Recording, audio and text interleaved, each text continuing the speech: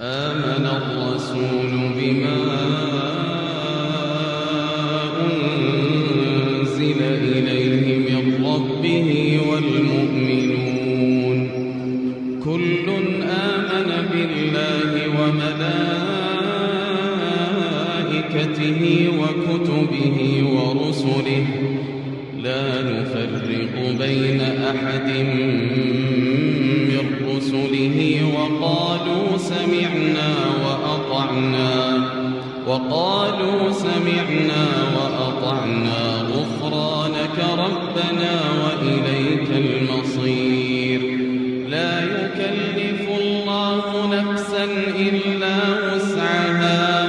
لها ما كسبت وعليها ما اكتسبت ربنا لا تؤاخذنا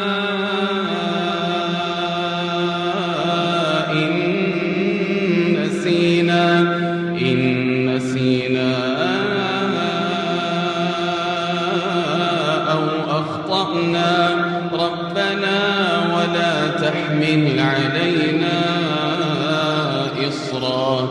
إصرا كما حملته على الذين من قبلنا ربنا ولا تحملنا ما لا طاقة لنا به واعف عنا